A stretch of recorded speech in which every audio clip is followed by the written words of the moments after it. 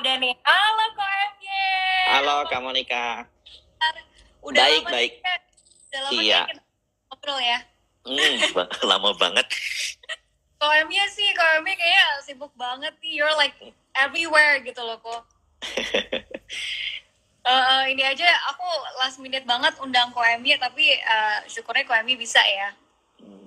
Yes. Gak dadakan banget ini live. Sebenarnya dalam seminggu ini aku nggak ada acara live, iya. Iya, makanya ini udah hari tanggal merah, lagi libur gitu ya. Kita malah tapi nggak apa-apa lah ya kok ya. Ini worry, nggak apa-apa dong. Besok. Nah, oke. Nah, mungkin kok sebelum kita bakal nanti kan kita bakal bahas yang agak dikit-dikit happy lah ya tentang pasar segala macam. Tapi before that, I want to talk about you. Okay. Nah, Ko MY, how have you been and what is new from Michael Yo? Gini. Pertama maybe teman-teman mungkin honestly I'm a very ordinary person ya, benar-benar orang biasa banget. Cuman maybe kalau kalian melihat apa yang saya lakuin di forum-forum segala macam itu enggak lebih dari karena memang saya mendalami dunia market mungkin sedikit lebih lama dari teman-teman. Nah, di mana saya juga perhatiin saat ini ya, banyak banget tuh Kak yang umurnya di market jauh lebih muda dari saya, tapi kemampuannya jauh di atas saya. Banyak banget yang saya temuin seperti itu. Nah, I guess ini tuh karena berkembangnya dunia ini. Jadi IG Live seperti ini, kemudian edukasi yang di tempat lain itu ada semakin masif gitu. Makanya saya lihat bahwa perkembangan dunia stock market itu nggak bisa kita ukur by time gitu, karena zaman perkembangan semakin mudah, akses terhadap edukasi semakin mudah. Nah, dan kiranya berusaha untuk tidak tertinggal. Oke. Nah, kok MY sendiri nih kayak what have you been up to gitu kok MY tuh lagi sibuk kerjain apa sih sekarang, mungkin other than pastinya trading gitu ya. Nah, kira-kira di luar itu lagi sibuk apa nih kira-kira kok Michael Yo? Oke, to be honest kan saat ini memang kesibukan saya tuh masih di trading satu. Yang kedua adalah saya tuh sebenarnya bukan full time trader, cuman belakangan karena kesibukan di stock market semakin besar, nah saya memutuskan untuk mengautopilotkan usaha saya yang kebetulan memang bisa diautopilotkan. Jadi saya memang pengusaha di bidang jasa transportasi, Kak. Jadi selain dari di stock market, saya bergerak di bidang jasa transportasi, dan ya this year is a lot things to do sih. Some of beberapa partner mengajukan kerjasama yang memang masih dalam tahap approach, tapi I hopefully doain aja kejadian, karena saya takutnya nggak bisa bagi waktu gitu. Oke, tapi seorang Ko MY pasti bisa lah ya Ko ya. I mean kayak market kan dari jam-jamnya tuh gitu kan, pagi sampai jam sore. Nah, setelah itu kan kita bisa lakuin yang lain kan, mungkin untuk kesibukan yang lain atau bisnis yang lain gitu kan Ko MY. Yep. Benar. Nah, langsung aja nih, mungkin teman-teman juga udah nungguin ya, kita bahas tentang market. Nah, Ko MY kalau kita lihat tuh kan actually tuh banyak banget ya sentimen negatif di market kita kan. Lagi ada perang gitu ya antara Rusia Ukraina, lalu kemudian negara-negara barat juga mau ikutan gitu ya. Tapi kalau kita lihat market kita seems fine-fine aja atau oke-oke aja gitu ya. Malah ya kita mau kemarin tuh sempat all time high lagi, hampir ke 7.000 gitu. Nah, apa sih jadi mungkin tuh kepercayaan diri dari para pelaku pasar kita, dan juga Ko MY melihat ketahanan pasar kita di tengah banyaknya gempuran sentimen negatif tuh seperti apa nih Ko MY? Justru kepercayaan diri investor kita lokal terhadap bursa kita saya lihat sedikit berkurang. Kenapa? Karena yang rutin melakukan sell itu adalah lokal. Tapi di luar dari kekhawatiran, alasan mereka untuk melakukan sell menurut saya wajar banget. Satu, kemarin IHSG hampir menyentuh angka 7.000, itu satu. Yang kedua, ya secara SOP, secara logika juga, jika seorang fund manager melihat angka IHSG menyentuh resisten 7.000, angka psikologis, kita nggak bicara resisten deh, kita ngomong angka psikologis deh 7.000, maka fund-fund itu pasti melakukan taking profit. Rhythm, kapan lagi bisa dapat volume segede ini? Nah, perlu diingat juga, ketika aset kelas seperti bursa Eropa kan pergerakan yang paling beresiko karena berhubungan langsung atau letak geografisnya dan hubungan ekonomi mereka lebih dekat dengan Rusia dan Ukraina. Maka mereka lah yang lebih beresiko daripada kita. Nah ini barusan kan market Eropa buka. Nah kalau kita lihat itu masih ditebar fear. Jadi ini saya kasih lihat ya.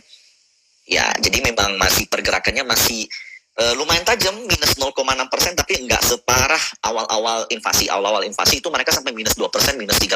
Bahkan MOEX itu bisa minus 35%. Tapi untuk saat ini memang masih ada tekanan penurunan, tapi enggak se-volatil yang dulu. Nah, sementara bursa kita itu boleh dikatakan yang paling, kalau menurut saya, yang paling less impact terhadap perang dari Ukraina dan Rusia. Satu, perang dari Rusia dan Ukraina akan meningkatkan harga komoditas karena supply chain terganggu. Nah, kita merupakan salah satu negara komoditas, maka earning dari kita akan besar. Apalagi saham-saham yang listing di saham-saham yang listing di IHSG itu dari sektor energi itu banyak banget saham yang bergerak di bidang komoditas gitu.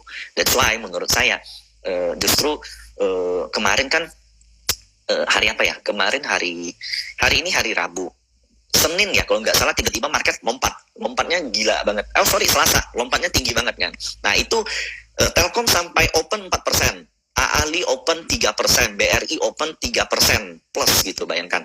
Nah itu menurut saya ada perpindahan aset dari Rusia, dari negara-negara Eropa ke emerging market, salah satunya kita. Nah itulah yang mesti teman-teman manfaatkan karena kita punya very stable economy. Growth kita, GDP kita oke. Ini minggu-minggu ini kita bakal banyak data kayak inflasi kita itu juga bertahap naiknya. Lalu data PMI kita sedikit menurun tapi inflasi kita naik. Nah, that means ya itu pertanda bahwa kita memiliki fundamental negara yang lebih baik gitu. Oke, berarti KOMI melihat pasar kita sedikit lebih tahan gitu ya dibandingin pasar-pasar yang ada. Karena ya, dan again kita kan bisa kita katakan kita produsen komoditas salah satu terbesar begitu ya yang ada di dunia.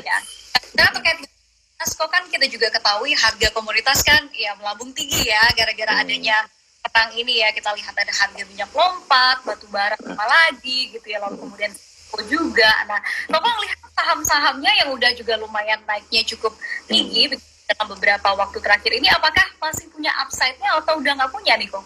Oke, ini teman-teman perlu sedikit lebih aware karena apapun yang naiknya kenceng, koreksinya juga pasti kenceng. Nah, syukurnya ya menurut saya pergerakan dari harga saham call yang kenceng-kenceng banget itu cuma Indi. Karena dia juga kemarin ada melakukan divestasi dari salah satu usaha call-nya gitu. Jadi dia menjual salah satu anak usahanya yang juga listing di bursa dan itu membuat Indi sempat hampir arah. Nah, itu kenaikannya juga nggak murni karena hanya pergerakan harga call, tapi karena ada unsur corporate action di situ. Itu satu. Yang kedua, saham call yang masih menarik menurut saya adalah Adaro masih oke. Kemudian ADMR ya oke, kemarin hampir arah, tapi ingat ya jika dia koreksi contoh 14% atau 2 kali ARB itu make sense karena pergerakannya hampir arah. Jadi wajar kalau ada yang taking profit. Jadi in my opinion untuk upside saham call memang mesti sedikit lebih diwaspadai karena menurut saya akan lebih kecil dibanding dengan upside daripada saham komoditas lainnya. Contohnya CPO. Contohnya lagi ada nikel, lalu ada oil yang biasanya pergerakannya enggak lebih volatil dibanding dengan harga komoditasnya. Yang paling stabil itu CPO. Jadi CPO naik kenceng, biasa saham CPO-nya gitu-gitu aja, naiknya kayak kura-kura gitu. Karena memang impact-nya terhadap harga komoditasnya enggak, impact harga saham terhadap komoditas korelasinya enggak terlalu kenceng. Yang paling kenceng memang call. Nah, kemarin harga call itu kan naik kalau nggak salah 30%. Terakhir menyentuh berapa ya, 300-an apa 400-an kalau nggak salah. Apakah udah nyentuh 400-an? Nah, itu menurut saya bakal ada gejolak besok. Besok itu pasti ada gejolak, pasti ada tarikan lagi ke atas. Cuman in my opinion sellernya itu selalu muncul juga. Jadi untuk trading beresiko dan untuk invest menurut saya ini area taking profit justru. Oke, berarti udah not a good time to buy ya kalau untuk Ya, not a good time to buy and hold. Tapi untuk trading masih still oke lah. Oke, trading still oke. Oke, nah tadi Koko sempat bahas di terkait dengan saham nikel kan. Kita ketahui ada Antam, Inco yang 2021 juga naiknya sempat kencang banget gitu ya. Kita lihat Antam pernah di 3.000 gitu, Inco sempat di 7.000-an gitu ya. Nah, Koko melihat dengan adanya gejolak-gejolak saat ini, mungkin nggak sih saham-saham nikel ini ditambah juga dengan kita ketahui beberapa sentimen lain seperti pembangunan pabrik baterai listrik gitu ya di negara kita, dan juga pasti pengembangan mobil. Nah, kira-kira ada potensi nggak sih kok saham-saham ini juga bisa kembali menuju ke level-level tersebut, atau kayaknya agak susah nih? Kalau saya lihat yang ada potensinya itu di Inco, Kak. Jadi saham nikel, Inco, oke. Harum juga oke. Harum proksinya menurut saya ke nikel. Nah, di dua ini yang salah satu yang laggard. Jadi dibanding dengan harga call. Untuk time to buy, menurut saya memang ke saham nikel. Terutama Inco yang saya perhatiin ada potensi dia untuk kembali ke level-level sebelum awal terjadinya recovery COVID, yaitu di angka 6.000 ke atas. Inco is very possible. Nah, kalau untuk Antam,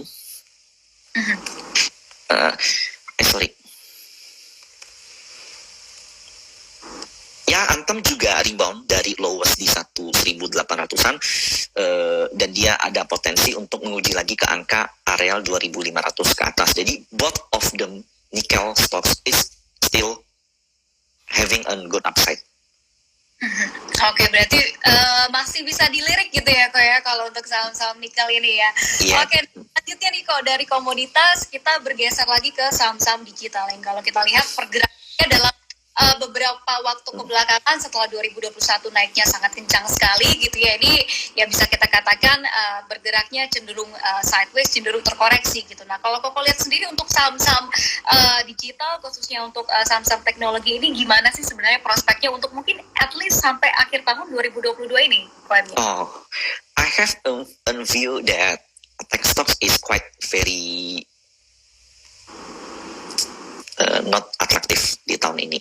Kenapa? Karena satu, dengan adanya perang itu akan meningkatkan inflasi dari seluruh dunia, apalagi yang berhubungan erat dengan Eropa. Ketika inflasi naik, kenapa inflasi naik? Satu, harga komoditas naik. Harga komoditas naik pasti ada inflasi kan. Nah, harga-harga semua naik. Ketika inflasi semua naik, itu bisa memancing the Fed untuk lebih cepat menaikkan suku bunga, dan itu yang membuat saya berpikir bahwa jika the Fed terlalu agresif menaikkan suku bunga, itu tentunya merupakan mimpi buruk dari saham-saham teknologi. Jadi this year is not a tech years, jadi mesti lebih prepare terhadap commodity years gitu, commodity boom, sorry. Nah, tapi bukan berarti semua saham teknologi hancur. Nah, perhatikanlah saham-saham teknologi yang satu, dia punya perbaikan kinerja, yang dua, dia masih punya corporate action, dan yang ketiga, menurut saya yang udah berhasil atau akan membukukan profit. Nah, jadi memang untuk saham teknologi itu, kalau mungkin di tahun 2021 hampir semua saham teknologi dibeli naik gitu. Yang ngaku-ngaku teknologi pun naik gitu. Bank-bank kecil yang ngaku-ngaku mau buat digital pun naik, padahal realisasinya belum tentu. Nah, tapi kita kan sepanjang 2021 teman-teman bisa ngeliat tuh yang benar-benar udah ada apps-nya, yang benar-benar jumlah download usernya oke, yang rank isunya keserap secara baik, yang dia punya project ke depan. Nah, itulah yang perlu teman-teman perhatikan. Jadi I have some stocks yang korelasinya ke tech, tapi very benar-benar very tight dalam menentukan posisi entry. Jadi memang porsi saya di tech itu kecil. Oke, nah kalau boleh tahu nih kok, mungkin saham-saham tech yang tadi Koko bilang kan maybe it's not a good year gitu ya for tech stocks gitu. Tapi kalau untuk saham-saham yang mungkin yang Koko bilang tadi yang dari segi kinerja dalam macam, kira-kira ada nggak sih yang Koko saat ini? Oke, pertama ya, mungkin yang paling less atraktif lah, mungkin teman-teman bosan. Satu, Bovin menurut saya proksinya ke tech, meskipun dia konvensional bisnis, yaitu pembiayaan, tapi nanti dia akan merambah sektor yang saat ini masih di otomotif, akan merambah ke sektor consumer yang lain gitu. Jadi konsumsi masyarakat seperti maybe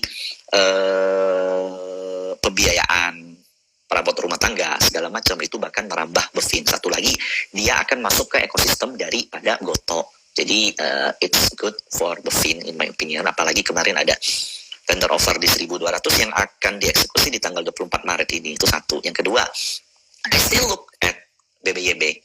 Kenapa? Karena jumlah download user mereka jauh melebihi Arto, bahkan 10 kali lipat lebih.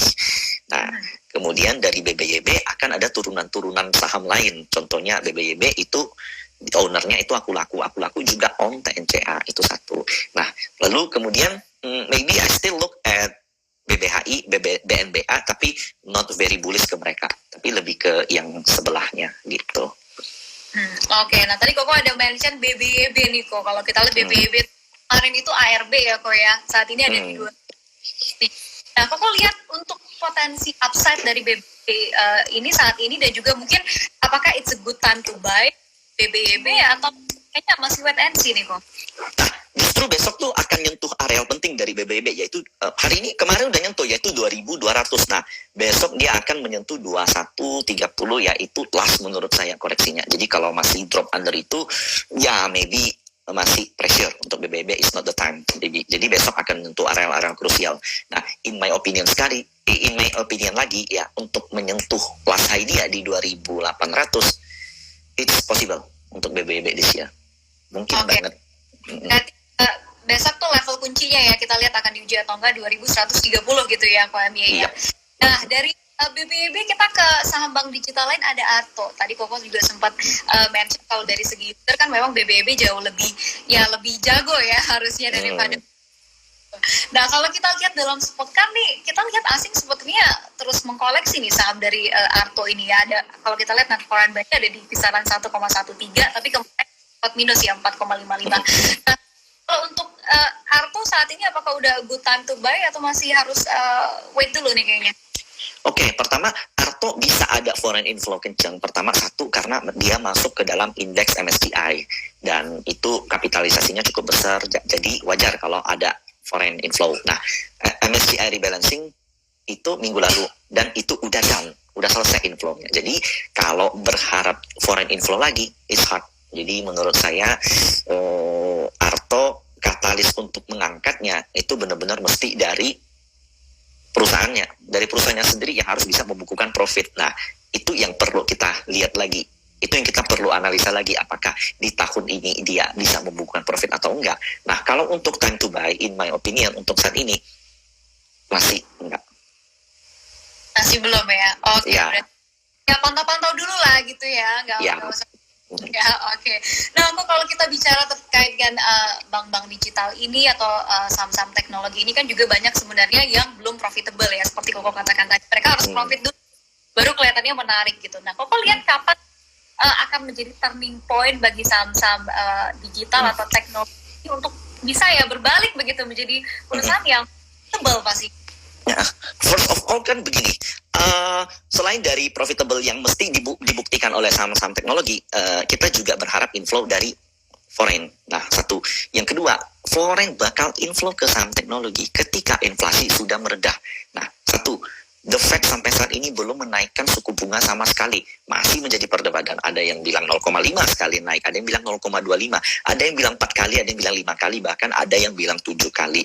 Nah, in my opinion, jika kali pertama atau first time the Fed menaikkan suku bunga, itu pasti ada pressure di saham teknologi. Nah, saham data-data ekonomi sudah menunjukkan slowdown, inflasi udah merespon suku bunga, kemudian bond yield juga merespon. Nah, itu akan menjadi moment of truth daripada saham teknologi. Nah, sampai saat ini tuh masih restart valuasi. Karena kenapa? Semuanya masih uncertainty. Naik suku bunganya berapa kali? Naik suku bunganya sekali naik itu berapa persen? Lalu, kapan naik suku bunganya? Sampai saat ini semua masih uncertainty. Maka dari itu, saham teknologi rata-rata masih begini semua. Nah, so itu memang yang perlu benar-benar I'm very waiting kapan pertama kali naik suku bunga dan nilainya berapa. Nah, di situ akan ada restart valuasi dari saham teknologi. Volatil pasti yes, tapi apakah pasti akan turun? Belum tentu. Nah, tapi menurut saya ketika data ekonomi merespon baik terhadap kenaikan suku bunga, contohnya suku bunga naik 0,25, kemudian inflasi di US turun jadi 6% sekian. Nah, itu pasti ada flow lagi ke saham teknologi.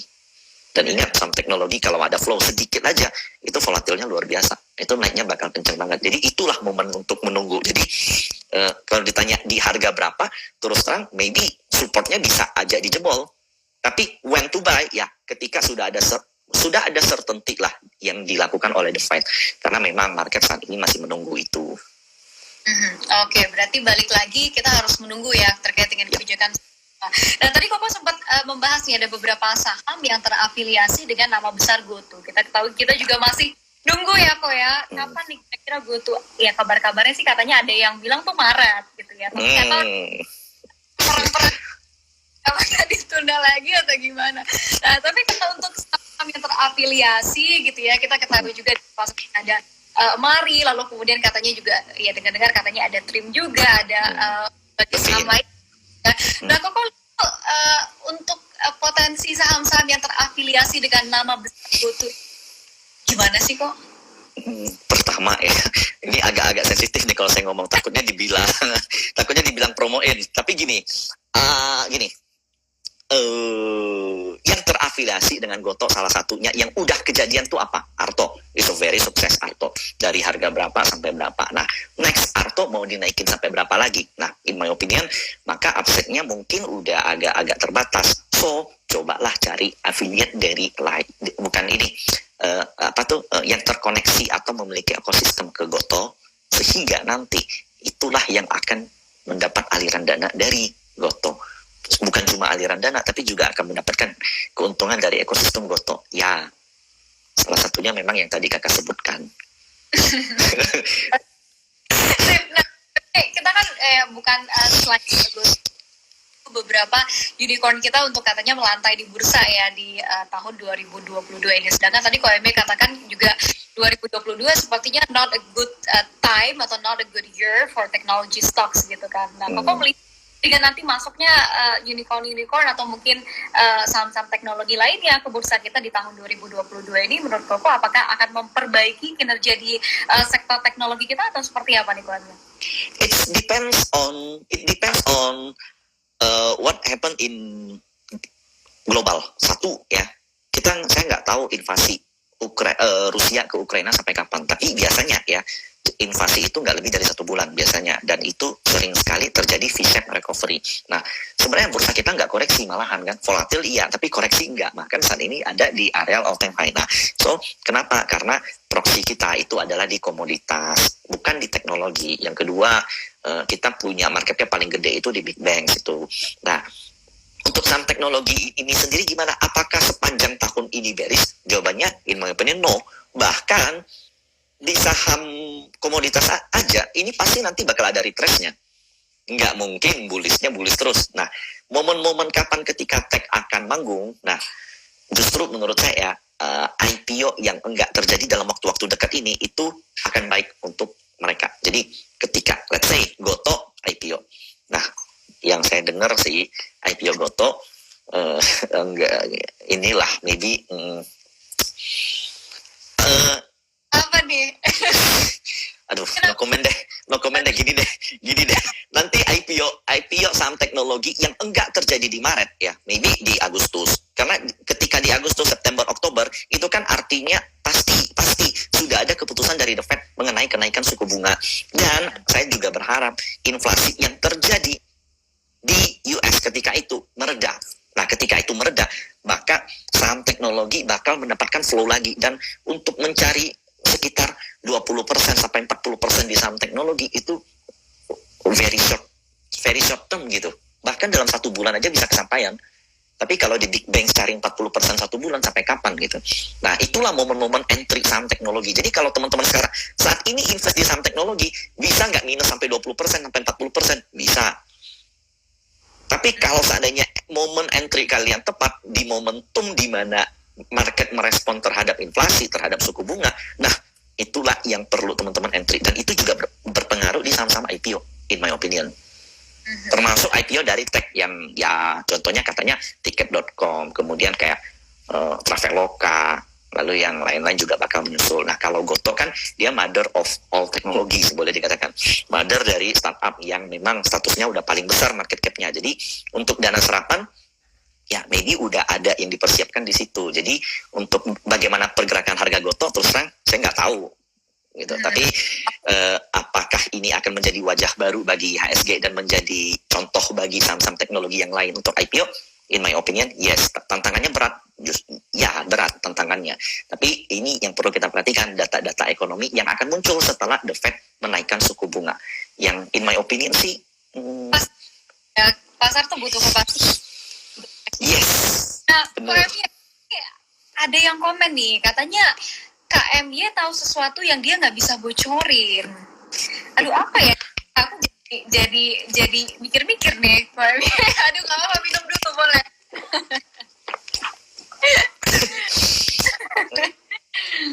Ya, this year will be a good year lah.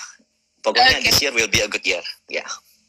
Oke, intinya itu ya kok ya. This year pokoknya kita semua harus optimis ya kok ya. Buktinya aja Pak, pasar kita lumayan tangguh ya, walaupun di tengah adanya perang, lalu kemudian pasti sentimen negatif lain. Nah, oke. Selanjutnya, aku mau nanya nih, saham-saham pilihan selain tadi kita udah bahas komoditas gitu ya. Saat ini yang ada di Porto Koko tuh kira-kira kalau bisa dikasih bocoran apa aja sih? Pertama ya, yang always ada di porto saya yang jadi main itu satu Big Banks. Nah, saat itu cuman Big Banks itu saya pindah-pindah Kak. Saya nggak pernah punya BMRI karena saya dari dulu saya nggak suka pergerakannya.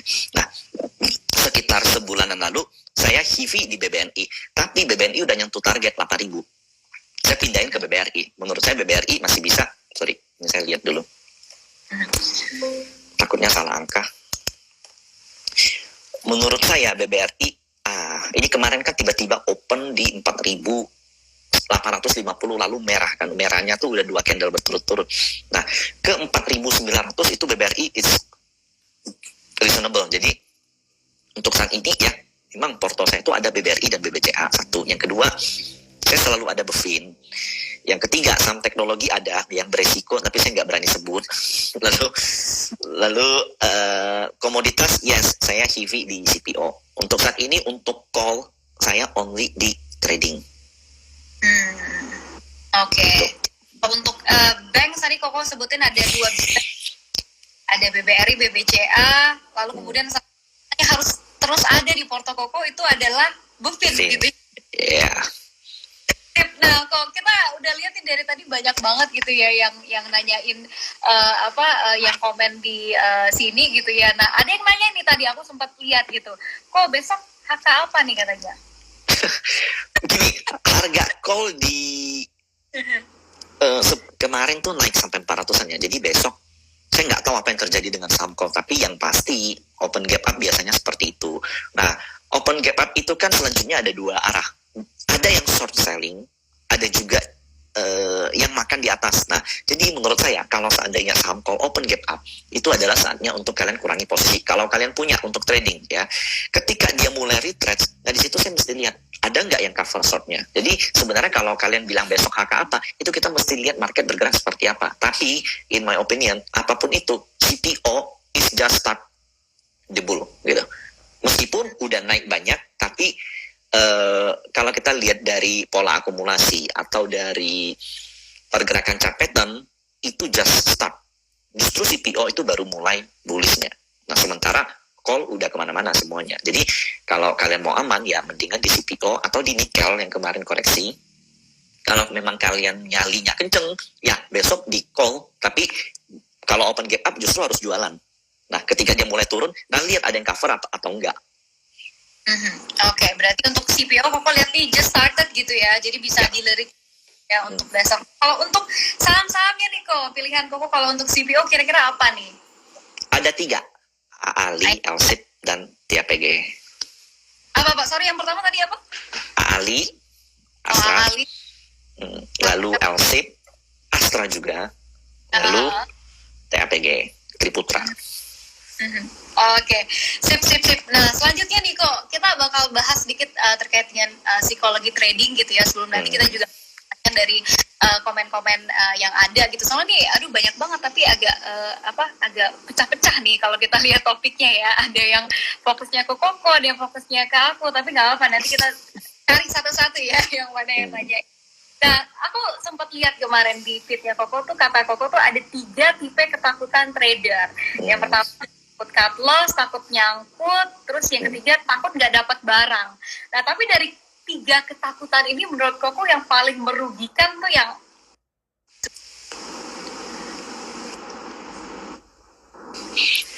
Agak putus putus-putus ya kakak di tempat aku. Tapi ini aku lancar nggak? Lancar. Mau Oke, aku ulang? oke. Yang paling parah ya. Nggak apa-apa, aku udah tahu pertanyaannya. Tadi sempat kedengar. Jadi itu yang saya rangkum ya sepanjang pengalaman saya. Maka memang ada tiga tipe ketakutan trader. Yang pertama, dia sedikit-sedikit cut loss. Biasanya yang sedikit-sedikit cut loss atau yang takut banget cut loss itu dia